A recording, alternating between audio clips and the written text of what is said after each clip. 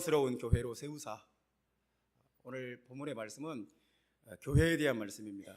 하나님은 자기 앞에 자기의 것으로서 영광스러운 교회, 내 교회, 영광스러운 교회를 세우시는 분이다. 여러분, 우리는 우리가 복음을 듣고 눈에 보이지도 않는 복음을 들었습니다. 복음을 들으면 복음의 완성은 바로 교회입니다. 눈에 보이지 않는 복음을 듣고 눈에 보이는 교회가 형성이 되는 것입니다. 무형의 복음을 듣고 유형의 교회가 생기는 것입니다. 그러니까 우리 교회의 모습은 우리가 믿는 복음의 모습이에요. 우리가 지금 복음을 이렇게 믿고 있구나. 이것이 바로 우리 교회의 모습입니다. 복음의 결과는 바로 교회입니다. 주님은 우리가 영광스러운 교회로 세워지기를 원하신다. 아주 존경받을 만한 교회, 아주 자랑스러운 교회, 아주 솔로몬 성전과 같이 찬란한 교회, 그런 교회로 세워지기를 원하신다. 지금도 세우신다. 오늘 본문에 그렇게 말씀하고 있습니다. 사실 우리가 교회가 무엇인가 이런 질문을 던지면 대답하기 쉽지 않습니다. 교회가 무엇입니까? 교회는 참 대답하기가 어려워요. 기독교인들이 모여서 예배하는 곳이요. 그렇게 말할 수 있지만 그게 정확한 분명한 대답도 아닙니다. 교회가 무엇인가? 여러분 대답할 수 있겠습니까? 교회는 무엇인가를 막 열심히 가르칩니다. 주일날도 가르치고 특강도 하고 또 특별 집회를 해서 막 가르치고 많이 가르쳐요. 성경을 가르치고 신학을 가르치고 교리를 가르치고 막 가르칩니다. 뭔가를 많이 가르치니까 교회는 학교와 비슷한 곳이다. 그렇게 말할 수도 있겠지요. 교회는 학교와 비슷하다. 또 교회는 사람들을 이렇게 자꾸 신방 가서 격려해주고 이렇게 싸매어주고 힘내라고 하고 이렇게 격려해주고 그런 어려움이 있냐고 하고 그런 것 때문에 아프고 힘들었냐고 막 자꾸 말을 들어주고 교회는 상담소와 비슷하구나. 교회는 상담소 역할을 하는구나. 또 교회가 지역사회를 섬기고 어려운 형편에 있는 어려운 처지에 있는 분들에게 물신양면의 어떤 도움을 주고 교회는 복지단체 같구나. 교회가 복지단체와 같이 뭔가 이렇게 섬기고 도움을 주고 혜택을 베풀고 그런 일도 합니다. 그래서 교회는 복지단체와 좀 유사하구나 그렇게 생각할 수도 있습니다. 또는 교회는 회원 모집에 막 열심을 냅니다. 교회는 막 전도해서 빈자리를 채우자. 한 사람이라도 더 전도해서 막 거기에 목숨을 걸어요. 그냥 막 회원 모집에 막 열을 냅니다. 열심을 냅니다. 그걸 보면 교회는 보험회사와 참 비슷하다. 보험회사하고 비슷하구나. 또 그렇게 볼 수도 있습니다. 근데 이 어느 것도 교회를 제대로 설명해 주지 못합니다. 교회는 이 세상에 없는 특별한 조직이에요. 이 교회는 사람들이 모여서 사람들이 만든 조직이 아니에요. 사람이 만들지 않고 하나님께서 만드신 조직, 하나님께서 만드신 기관, 그것이 바로 교회입니다. 그래서 사람들이 만든 어떤 조직과 기관으로 그 교회를 설명할 수가 없어요. 그 어느 것으로도 이것이 교회다 이렇게 말할 수가 없습니다. 그런데 교회와 비슷한 것, 교회와 유사한 것 딱 한 가지가 있어요. 이것은 교회와 비슷하다. 이것은 교회와 아주 많이 닮았다 할 만한 것이 딱 한 가지 있습니다. 그것이 뭐냐면 오늘 본문 말씀에 나오는 바로 가정입니다. 가정. 그러니까 가정을 이해하면 교회를 이해할 수 있어요. 또 부부관계를 이해를 하면 교회를 이해할 수 있다는 것입니다. 그리스도와 교회의 관계는 남편과 아내의 관계와 아주 유사하다. 그 관계를 이해하면 교회를 이해할 수 있다는 것입니다. 교회와 가정의 공통점은 둘 다 하나님께서 세우신 기관이라는 거예요. 가정도 하나님의 아이디어이고 교회도 하나님의 아이디어예요. 가정도 하나님이 세웠어요. 남자와 여자를 짝지어 주시고 한 가정을 이루시는 것, 하나님의 아이디어고 하나님께서 하시는 일입니다. 교회도 마찬가지입니다. 교회도 하나님의 성령을 부으셔서 교회를 만들어 가세요. 하나님이 세우시고 하나님이 만들어 가시는 그런 기관이에요. 하나님은 교회가 자기 교회라고 말씀합니다. 내 교회다. 자기 앞에 영광스러운 교회. 이 말을, 이 자기 앞에라는 말이 헬라어로는 소유대명사예요. 자기 것으로서 영광스러운 교회. 자기 것. 영광스러운 교회를 세우시고 그게 자기 것이라는 거예요. 내 교회다. 예수님의 교회라는 거예요. 사랑하는 성도 여러분, 우리 가정을 한번 생각해 봅시다. 가정은 정말 중요합니다. 이 집은 정말 중요해요. 저는 작년까지만 해도 군산 살다가 이사를 왔습니다. 그래서 아직 서울이라는 도시에 적응해 가고 있습니다. 근데 이렇게 어떤 일 때문에 다른 도시에 내려갔다가 다른 도시에 갔다가도 금방 서울로 빨리 가고 싶어요. 내가 언제부터 이렇게 서울이 좋았을까? 이 서울이, 내 집이 서울이 있는 거예요. 내 가정, 내 가족들이 서울에 있는 거예요. 내가 섬길 교회가 서울에 있는 거예요. 그러니까 어디를 가든지 빨리 어떤 그 할 일 마무리 짓고 나면 바로 서울로 올라오는 거예요. 우리가 옛날에는 서울이 그런 곳이 아니었어요. 잠깐 볼일 보고 내려가는 곳, 잠깐 할 일 하고 그냥 내려가는 곳. 그런데 지금은 그렇지 않습니다. 지금은 어떤 일을 마무리 지면 바로 올라와야 되는 곳이 서울이에요. 왜 그러냐면 서울에 저희 가족들이 있고 제 집이 있고 제 가정이 있고 그렇기 때문입니다. 어쩔 수 없어요. 마음이 거기에 와 있어요. 그렇게 중요한 것입니다. 여러분, 가정은 정말 중요합니다. 우리는 내 가족, 내 가정을 통해서 건강도 누리고 행복도 얻고 축복도 얻고, 심지어 베드로전서에 보면 구원도 가정을 통해서 받는데요. 이 가정이 잘못되면 구원받는 것도 좀 문제가 생길 수 있다는 거예요. 내가 가정이 잘못되어 버렸다, 가정의 위기가 찾아왔다, 가정이 깨질 위기다, 그러면 다 깨집니다. 내 건강에도 문제가 오고 행복 찾아볼 수가 없습니다. 축복을 바라볼 수가 없습니다. 정말 내가 이 영적으로 약해져서 기도도 안 나오고 하나님과의 관계도 문제가 생기고 그 상태가 지속되면 구원을 놓쳐버릴 수도 있어요. 정말 가정은 너무너무 중요한 것입니다. 아니, 어떤 것으로도 가정을 대신할 수가 없어요. 가정을 대신할 그 어떤 것도 없습니다. 우리 집, 우리 가족 마음에 안 들어, 다른 걸로 한번 바꿔볼까? 내 가족을 대신할 것은 세상에 아무것도 없습니다. 교회도 그와 마찬가지입니다. 교회도 교회를 대신할 것이 없어요. 하나님이 여러분에게 주신 이 교회, 우리에게 주신 우리 교회를 대신할 것이 없어요. 교회처럼 중요한 것이 없습니다. 여러분, 그렇게 생각하십니까? 교회는 우리에게 정말 중요한 것입니다.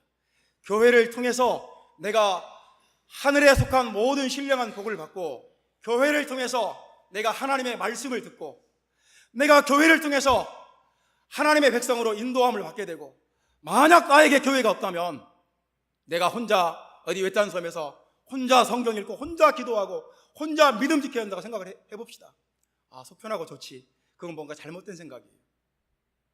여러분, 교회는 하나님께서 여러분에게 주신 축복입니다. 교회는 우리에게 정말 중요한 곳입니다. 하나님이 여러분과 나를 위해서 만들어주신 곳이에요. 예수님께 교회가 얼마나 중요했던지 예수님은 교회를 위해서 향기로운 제물과 희생 제물로 하나님께 드리셨느니라. 5장 2절 말씀, 우리가 오늘 보는 2절 말씀 보면 자신을 버리사, 우리를 위하여 자신을 버리사 향기로운 제물과 희생 제물로 하나님께 드리셨느니라. 예수님한테는 교회가 이렇게 중요한 곳이었습니다. 교회가 이렇게 귀하고 중요한 곳이었어요. 여러분, 우리가 지금 신앙생활하는 교회는 정말 귀한 곳이다. 이것을 대신할 것은 세상에 아무것도 없다. 이것을 여러분 아시기를 바랍니다. 가정을 소홀히 하는 사람은 바보 같은 사람이에요. 자기 가족을 소홀히 하는 사람은 어리석은 사람이에요. 마찬가지입니다. 교회를 소홀히 하고 교회를 소외시키는 사람은 아주 어리석은 사람입니다. 그렇게 바보 같은 사람이 없어요. 성도 여러분, 하나님께서 우리에게 가정도 주셨고 우리에게 교회도 주셨습니다.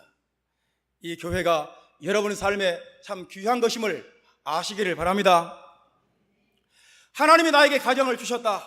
그러면 이 가정은 좋은 가정이 돼야 돼요. 가정은 내 가족, 내 집, 내 가정은 천국이 될 수도 있고 지옥이 될 수도 있어요. 정말 집에 가면 너무너무 기쁘고 집에만 가면 행복하고 가족들과 모여 있으면 즐겁고 먹을 것이 있어도 좋고 없으면 없는 대로 또 좋고 가정이 얼마든지 천국이 될 수 있습니다.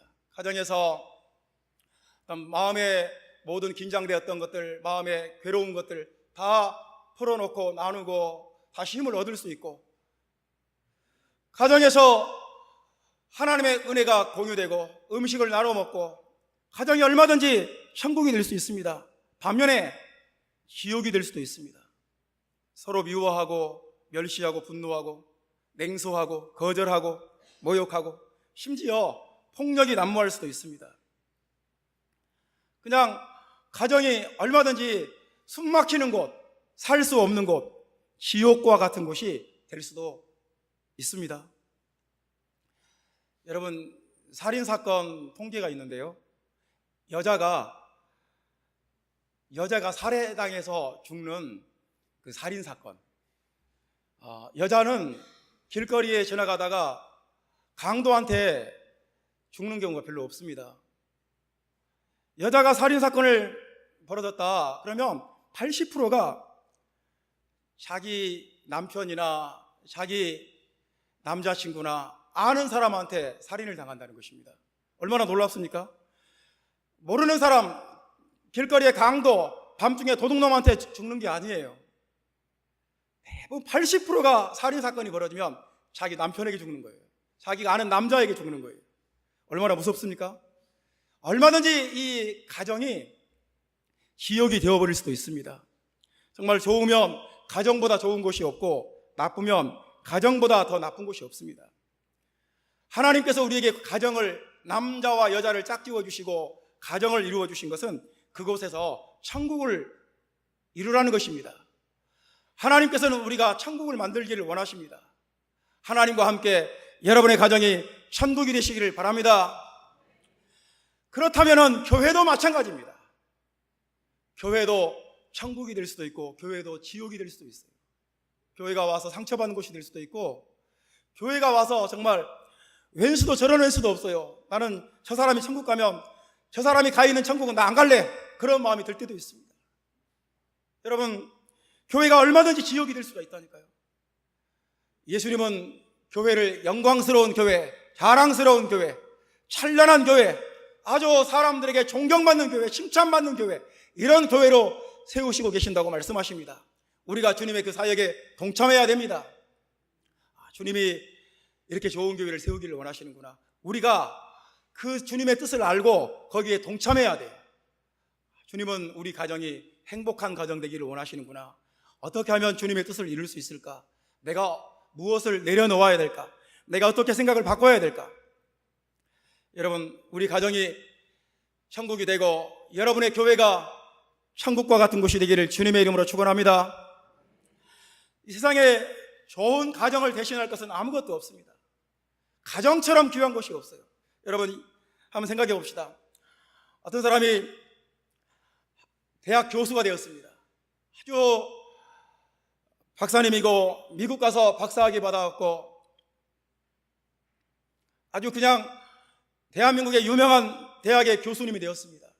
아주 첨단 과학을 연구해서 항상 논문을 발표하고 모든 사람들에게 존경받는 과학자입니다. 정말 대단한 분입니다. 그런데 집에 가서 아내와의 관계가 안 좋고 집에 가면 자식들이 싫어해요. 그러면 성공했다 할 수 있을까요? 밖에서는 막 추앙받고 밖에서는 박수 받고 밖에서는 칭찬받는데 집에 오면 가족들이 거들떠보지도 않아요.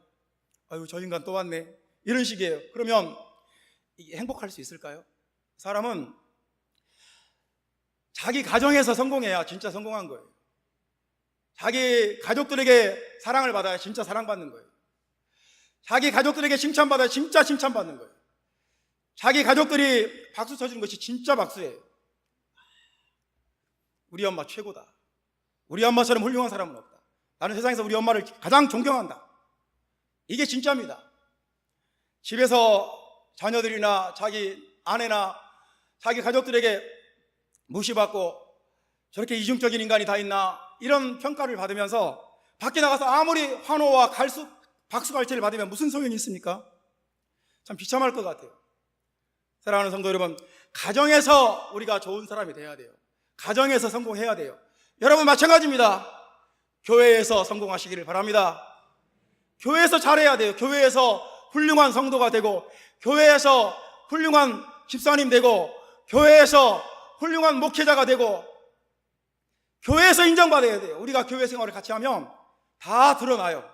숨길 수가 없어요. 제가 아무리 교회에 와서 여러분들한테 좋은 모습만 보여주려고 아무리 발버둥을 쳐도 그럴 수가 없어요. 아, 우리 목사님 겉으로는 저렇게 행동하지만 속마음은 저게 전부는 아니지, 다 드러나게 돼 있어요. 여러분 그렇지 않습니까? 그래서 교회에서 인정받고 교회에서 칭찬받기 쉽지 않습니다. 성도 여러분, 하나님의 교회에서 성공하시기를 바랍니다. 하나님의 집에서 인정받고 하나님의 집에서 잘한다는 것은 정말 귀한 일입니다. 여러분, 예수님은 우리 교회를 영광스러운 교회로 세우시기를 원하신다고 말씀을 하십니다. 우리 교회 중요하지 않습니까? 여러분의 가정이 중요한 것처럼 우리 교회도 성공하는 교회, 영광스러운 교회로 세워져야 됩니다. 영광스러운 교회는 어떤 교회일까요? 첫 번째 말씀 봅시다. 영광스러운 교회는 어떤 교회냐? 정말 칭찬받는 교회, 성공하는 교회, 부흥하는 교회. 오늘 말씀은 많이 모이는 교회를 강조하지 않습니다. 그것도 중요하지만 영광스러운 교회를 먼저 말씀을 하십니다. 우리 3절 말씀과 5장 3절과 4절 말씀 다 같이 읽어봅시다. 음행과 온갖 더러운 것과 탐욕은 너희 중에서 그 이름조차도 부르지 말라. 이는 성도에게 마땅한 말이라. 누추함과 어리석은 말이나 희롱의 말이 마땅치 아니하니 오히려 감사하는 말을 하라. 어떤 말은 그 이름도 부르지 마라. 그리고 어리석은 말이나 희롱의 말은 마땅치 아니하니 오히려 감사하는 말을 하라. 이런 말 하지 마라. 교회에 와서 이러한 주제로는 말하지 마라. 이러이러한 카테고리의 말은 하지 마라. 교회의 영광스러운 교회는 언어가 다르다는 것입니다. 그 말이 다르다는 거예요. 우리가 교회 안에서 하는 모든 말들을 다 모아서 어떤 그릇에 담고, 아, 우리가 이런 말을 했었네, 우리가 이런 말을 했네, 우리가 이런 말을 했네, 우리가 이런 말을 했네. 우리가 교회에 와서 하는 모든 말들을, 전화로 교회와 관련해서 주고받는 모든 말들을 다 담아서 분석을 했다고 합시다. 단어들과 명사와 동사들, 형용사와 부사들, 주어와 서술어들, 목적어들 다 나누어서 분석을 했다고 합시다. 그 말들이 우리의 영적인 수준과 우리의 상태를 반영해 줍니다. 그러니까 교회가 모여서 항상 부정적인 말만 하고 원망과 불평의 말만 쏟아낸다. 서로가 서로에게 막 시너지 작용이 일어나요. 너도 원망의 말을 하는구나. 그럼 나는 불평의 말을 해야지. 막 서로가 서로에게 막 이렇게 상호작용이 일어나가지고 점점 더 부정적인 말이 막 세지는 거예요. 여러분, 사실 사람은 좋은 말보다 나쁜 말 하기가 쉽습니다. 우리는 타락한 본성이 남아있어서 하나님께서 내게 주신 은혜 10가지 말하라고 하면 쉽게 말 못합니다. 그런데 마음에 안 들고 짜증나는 거 10가지 말하라 금방 말합니다. 사람이 우리가 그렇게 부정적인 것에 더 익숙해져 있어요. 교회 와서도 마찬가지입니다. 교회 와서 감사할 것, 하나님께 영광 돌릴 것, 기쁜 거, 좋은 거, 성도들에게 감사한 거, 고마운 거 말하라고 하면 잘 생각이 안 납니다. 마음에 안 드는 거 한번 얘기해봐라. 아름다운 교회 마음에 안 드는 거, 못마땅한 거, 기분 나쁜 거 금방 나올 수도 있습니다. 여러분, 우리가 이 타락한 본성대로 우리 입에서 막 말들이 쏟아지게 되면 우리 교회는 아주 저급한 교회가 되어버리고 전혀 영광스럽지 않습니다. 성도들이 교회에 와서 쏟아내는 말들이 저급하면 교회가 저급한 교회가 됩니다. 성도들이 교회에 와서 부정적인 말들만 쏟아낸다, 교회가 부정적인 교회가 됩니다. 우리가 믿음 없는 말만 한다, 그럼 교회가 믿음 없는 교회가 돼요. 하나님의 영광이 전혀 나타날 수가 없어요. 우리가 모여서 전혀 교양 없고 품위 없는 말만 한다, 뭐 그냥 누추함과 어리석은 말이나 희롱의 말만 한다, 막 조롱하고 농담이나 하고 이렇게 한다, 그러면 우리 교회가 그런 수준밖에 안 되는 거예요. 우리가 교회 안에서 내 입으로 하는 말이 바로 우리 교회예요. 우리 교회의 영적인 수준이고, 우리 교회의 지적인 수준이고, 우리 교회의 모든 것을 나타내 주는 거예요. 그러므로 우리는 교회에 와서 감사하는 말, 영광 돌리는 말, 덕을 세우는 말, 칭찬하는 말, 다른 사람에게 힘을 주는 말, 은혜가 되는 말, 이런 말을 해야 돼요. 그러면 하나님의 영광이 나타납니다. 여러분, 그렇게 되시기를 바랍니다. 민수기 21장 보면 이스라엘 백성들이 홍해길로 해서 에돔 땅을 돌려서 가나안 땅으로 가려고 그래요. 근데 길이 너무 안 좋아요. 광야에는 원래 불뱀들과 전갈들이 가득 차 있습니다. 아주 맹독성 불뱀들과 전갈들이 광야에는 가득 차 있어요. 그런데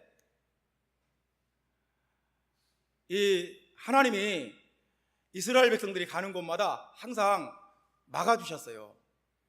전갈들이 와서 물지 못하게, 또 불뱀들이 와서 물지 못하게 하나님 항상 막았어요. 대신에 메추라기를 보내주시고, 고기 먹으라고, 단백질을 보충하라고, 만나를 모아다 주시고, 하나님이 그 옷이 헤어지지 않게 하시고 신발이 부르트지 않게 해주셨습니다. 그런데 가다 보니까 힘드니까 이제 어려움이 많이 생겼습니다. 근데 어느 날 갑자기 이스라엘 진으로 불뱀들이 막 다 모여드는 거예요. 광야에 있는 모든 불뱀들이 다 모여들었어요.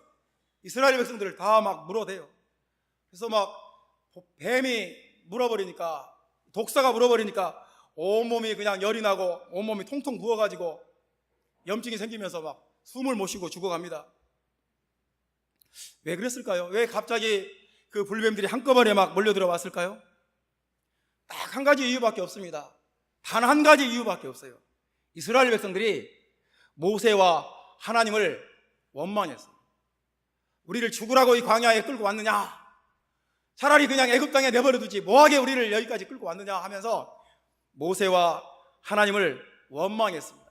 원망하는 말을 한두 사람이 한 것이 아니라 전체가 막 이 원망의 정도가 막 지나쳐버린 거예요. 그냥 너나 나나 할 것 없이 모든 사람들이 다 막 원망을 다 막 가득하게 해버린 것입니다. 그랬더니 하나님이 불뱀들을 그냥 보내버리고, 그래서 백성들이 많이 죽었습니다. 사람이 어떤 말을 하는가 참 중요해요. 내가 어떤 말을 하면 불뱀을 불러들이는 말이 있어요. 우리가 내 집에서 내가 원망과 불평과 부정적인 말만 막 늘어놓으면 우리 가정에 불뱀이 들어옵니다. 내가 교회에 와서 원망과 불평과 부정적인 말만 쏟아놓으면 우리 교회에 원수 마귀를 불러들이는 결과가 됩니다. 하나님의 은혜가 떠나고 대신에 흉악한 것이 들어와요. 사람의 말보다 더 무서운 것이 없어요. 교회뿐만 아니라 내 인생 전체가 그렇습니다. 내 가정에 무엇을 불러들일지, 내 교회에 무엇을 불러들일지, 내 인생에 무엇을 불러들일지 내 말이 결정하는 것입니다. 여러분, 그렇게 믿으십니까? 여러분, 축복받기를 원하십니까? 축복의 말을 하시기 바랍니다. 하나님의 기적과 능력을 체험하기 원하십니까? 믿음의 말을 하시기를 바랍니다. 정말 내 인생에 좋은 일이 많이 일어나기를 원하십니까? 감사하는 말을 하시기 바랍니다. 왜 내 인생에는 이렇게 험악한 일이 많이 생길까? 왜 내 삶에는 축복이 멀리 떠나가고 이렇게 괴롭고 힘들고 고통스러운 일만 자꾸 반복될까? 내 말을 한번 점검해 봐야 됩니다. 영광스러운 교회, 하나님이 세우신 교회는 교회의 언어가 다르다는 것입니다. 교회의 언어의 수준이 다르다는 것입니다. 교회에 말하는 주제가 다르다는 것입니다.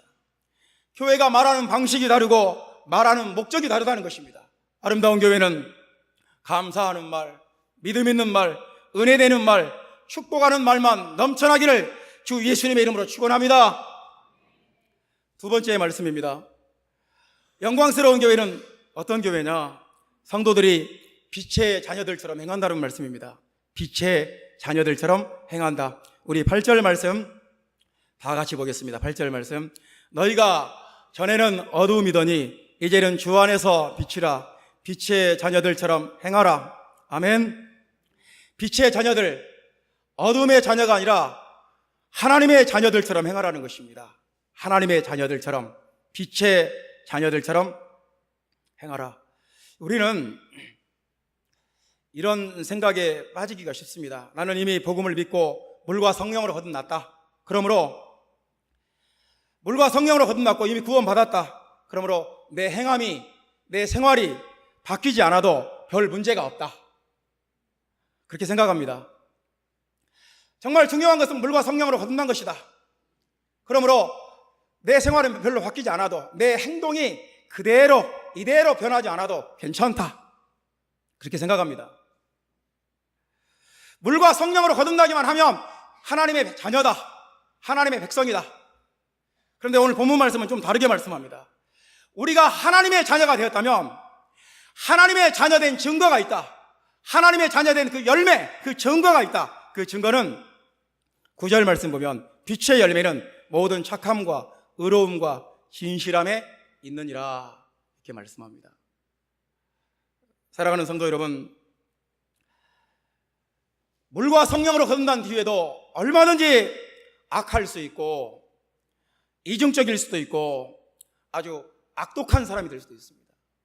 물과 성령으로 거듭나도 여전히 못된 행실과 습관과 그 성격이 바뀌지 않을 수도 있습니다. 얼마든지 그럴 수 있어요. 하나님은 거기에 대해서 이렇게 말씀합니다. 네가 정말 하나님의 자녀가 되었다면, 빛의 자녀가 되었다면 빛의 열매를 내놓아라. 빛의 열매는 착하고 의롭고 진실한 것이다. 여러분과 내가 구원받았다면, 하나님의 교회로 부르심을 받았다면 착함과 의로움과 진실함이 있어야 됩니다. 하여튼 사람은, 하나님의 백성들은 세상 사람들보다 더 착해야 돼요. 여러분 그렇게 믿으십니까? 안 믿는 사람보다는 더 착해야 돼요. 여러분 그렇게 믿으십니까? 의로워야 돼요. 의롭다는 말은 공의롭다는 말입니다. 모든 사람들에게 똑같다는 것입니다. 모든 사람들에게 다 잘한다는 것입니다. 진실하다는 것입니다. 이중적이지 않고 겉과 속이 다르지 않다는 것입니다.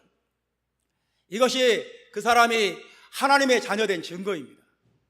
이 사람이 물과 성령으로 거듭난 증거예요.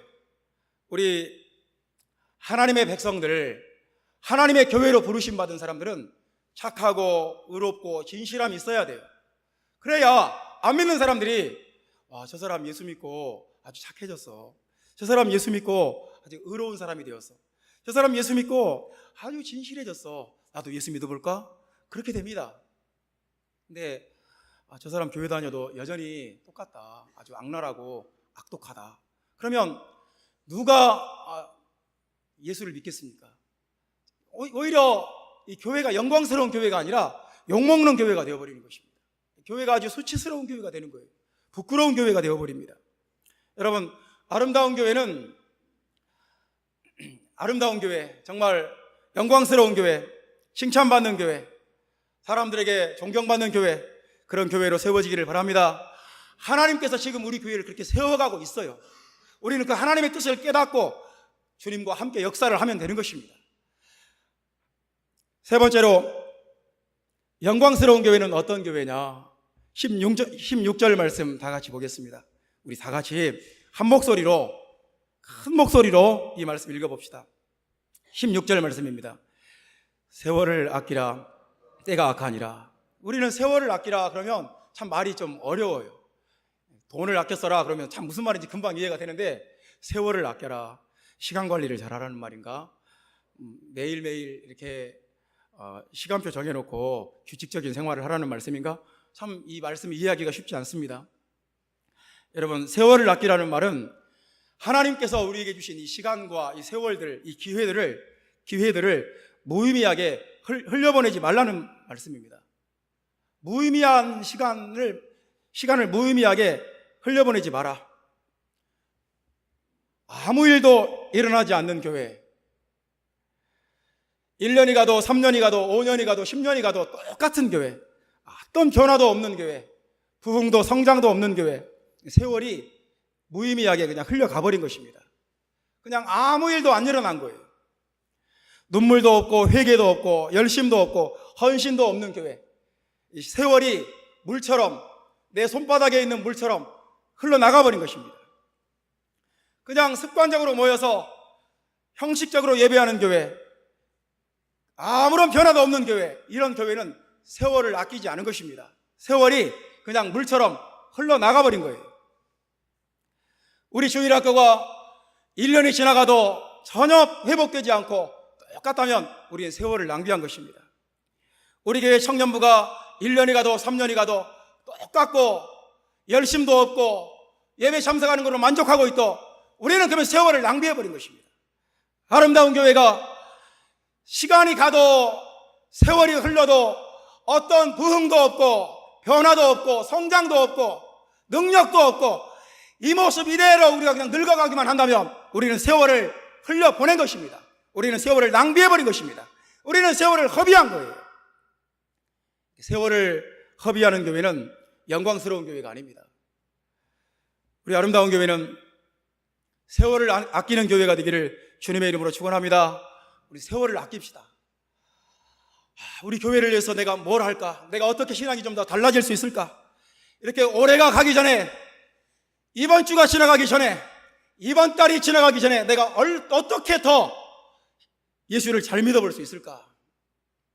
올해가 지나가기 전에 내가 어떻게 하나님께 영광 돌릴 수 있을까? 이렇게 자꾸 마음에 긴박감이 있어야 돼요. 마음에 긴장감이 있어야 돼요. 내가 어떻게 하면 이 세월을 흘려보내지 않고 이 세월 속에서 더 좋은 사람, 더 잘 믿는 사람, 더 교회에 충성하는 사람, 더 하나님이 기뻐하는 사람 될 수 있을까? 자꾸 마음속에 긴박감이 있어야 돼요. 저는 요양원에 가본 적이 있습니다. 요양병원에 가봤습니다. 정말 요양병원의 시간은 끔찍한 시간이라는 생각이 들었습니다. 아주 거대한 무덤과 같습니다. 삶과 죽음의 경계가 모호합니다. 차라리 요양병원에서 이렇게 지내는 것보다 감옥 가는 게 낫겠다, 그런 생각이 들었어요. 왜냐하면 감옥은 그래도 검정고시를 보고 공부할 수도 있고요. 여러분, 저는 신문에서 그걸 본 적이 있습니다. 어떤 사람이 감옥에서 공부해가지고 사법고시를 합격했다는 거예요. 여러분, 아이러니컬하지 않습니까? 감옥의 죄수가 사법고시를 합격을 했대요. 판사 되는, 변호사 되는 그 시험에 합격을 했다는 거예요. 놀랍지 않습니까? 그럴 수도 있어요. 또 감옥은 공장에 가서 감옥 안에 있는 공장에서 뭔가 생산해서 그 급여를 받을 수도 있고 저축할 수도 있어요. 감옥은 제빵이나 미용이나 어떤 기술을 배워서 자격증을 딸 수도 있어요. 여러분들한테 감옥이 좋으니까 감옥 가라는 말이 아닙니다. 사랑하는 성도 여러분, 감옥 가자는 얘기가 아니라 요양원이 그만큼 끔찍하다는 거예요. 요양원에는 뭘 배우는 것이 있습니까? 뭘 생산하는 것이 있습니까? 변화되는 것이 있습니까? 뭐가 나아지는 것이 하나도 없어요. 그대로 시간만 흘려보내는 거예요. 그저 누워서 시간을 무의미하게 흘려보내는 것입니다. 죽음이 지배하는 곳이에요. 요양병원은 치료해서 새 삶을 얻게 하는 곳이 아니더라고요. 여러분, 어떤 변화도 없고 성장도 없고 깨달음도 없고 새로워지는 것도 없는 교회는 요양원이에요. 교회가 아니에요. 요양원과 같은 교회, 여러분 영광스러운 교회입니까? 생명이, 예수 그리스도의 생명이 역사하고 복음의 능력이 나타나고 살아있고 역사하고 기도에 불이 붙고 전도에 불이 붙고 말씀을 배우고 싶어 하고 성도들이 다 깨어서 근신하고 하나님을 사랑하는 마음이 뜨겁고 찬양할 때 손들고 영광 돌리고 뭔가 막 불이 붙어 있고, 이런 속에서 교회가 변화가 되고 새로워지고 능력이 나타나야 그것이 영광스러운 교회지. 시간만 무의미하게 이번 주도 또 지나가는구나, 이번 달도 또 지나가는구나, 올해도 또 할 일 없이 지나가는구나, 이런 교회가 어떻게 영광스러운 교회가 되겠습니까? 아름다운 교회는 영광스러운 교회가 되어야 됩니다. 주님이 그렇게 세워가고 있습니다. 우리는 그 주님의 사역에 동참합시다. 아멘. 네 번째 말씀입니다. 성령으로 충만함을 받는 교회가 영광스러운 교회다, 이렇게 말씀합니다. 성령으로 충만함을 받는 교회.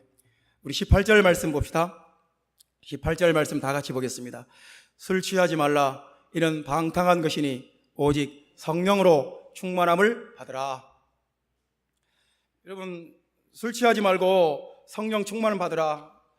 교회에서 아주 그냥 항상 하는 말입니다. 성령 충만 받으라. 많이 하는 말입니다. 근데 우리는 이 말씀 조금 더 달리 생각해 봅시다. 술 취하지 말고, 이 말씀 먼저 생각을 해봅시다. 술 취함은 그냥 단순한 말이 아닙니다. 술은 단순한 액체가 아니에요. 술은 세상을 살아가는 하나의 방식이에요. 그래서 술에 의존해서 사는 사람들은 술이 없으면 세상을 살 수가 없어요. 완전히 술에 중독된 사람은 술이 없으면 하루도 견딜 수가 없습니다. 술은 하나의 삶의 방식이에요. 그러니까 예를 들어서 술이 없으면 삶에 즐거움이 없는 사람이 있어요. 난 인생에 아무 즐거움이 없다, 아무 기쁨도 없다. 그저 술 한 잔 마셔야 그때야 내 마음에 기쁨이 있고 그때야 내 만족이 있다. 제가 안 믿는 사람과 밥을 같이 먹었습니다. 안 믿는 형제와 밥을 먹었는데 그렇게 말하는 거예요. 고기를 사줬어요. 제가 고기를 사줬습니다. 그런데 그렇게 말하는 거예요. 나는 술이 없으면 고기를 먹을 수가 없대요. 그러니까 고기를 먹어도 맛이 없대요. 술을 한 잔 딱 먹어야 고기가 맛있다는 거예요. 안주로 먹어야 고기가 맛있다는 거예요. 여러분, 술이 없으면 안 되는 거예요. 술이 없으면 못 사는 거예요. 음식도 맛있게 못 먹는 거예요. 술이 없으면 인간관계도 안 돼요. 사람도 못 사귀어요. 술을 한 잔 적당히 먹어야 긴장이 싹 풀리면서 사람과 대화를 하면서 그 친구도 사귀고 어떤 인간관계가 형성이 돼요. 그러니까 술이 없으면 친구도 못 사귀어요. 술이 인간관계의 매개체예요. 옛날에 어떤 분들은 그렇게 말합니다. 중국의 유명한 시인들은 그렇게 말을 합니다. 술을 한 잔 먹어야 시가 써진다. 시를 쓸 수가 없대요. 술이 한 잔 싹 들어가야 이제 마음에 어떤 시상이 풍부해지면서 시적인 감상이 생기면서 시를 쓸 수가 있다는 거예요. 아니, 도대체 술이 없으면 되는 게 없어요. 술이 없으면 살 수가 없어요. 술이 없으면 아무것도 못하는 이런 인생, 이런 삶의 방식이 있다는 거예요. 술이 취해야 모든 것이 돼요. 음식도 맛있고 친구도 사귈 수 있고 시도 쓸 수 있고, 술이 있어야 삶의 낙이 생기고, 술이 없으면 못 살아요. 이런 삶의 방식이 있는데 그것 대신에 성령 충만하라는 것입니다. 여러분, 술 없으면 못 사는 인생 되지 말고 성령 없으면 못 사는 인생 되라는 것입니다. 성령 충만하는 말은 그 말이에요. 성령 충만하면 만사가 쉽게 해결됩니다. 성령 충만하면 술 먹지 않아도 마음에 기쁨이 생깁니다. 성령 충만하면 사람들과 쉽게 사귈 수 있고 인간관계가 좋아집니다. 성령 충만하면 건강도 좋아집니다. 성령 충만하면 하는 일마다 잘 됩니다. 성령 충만하면 내 가정에 기쁨이 찾아옵니다. 성령 충만하면 가족들이 항상 웃고 살 수 있어요. 그러니까 우리는 둘 중에 한 가지예요. 술에 의존해서 살든지 성령에 의존해서 살든지, 술 없이는 못 사는 인생 되든지 성령 없이는 못 사는 인생 되든지 둘 중에 한 가지입니다. 여러분, 어떤 사람 되겠습니까? 영광스러운 교회는 성령 충만한 교회라는 것입니다. 성령을 의존해서, 성령을 의지해서 사는 교회다. 아름다운 교회가 하나님 앞에서 영광스러운 교회로 세워지기를 주 예수의 이름으로 축원합니다.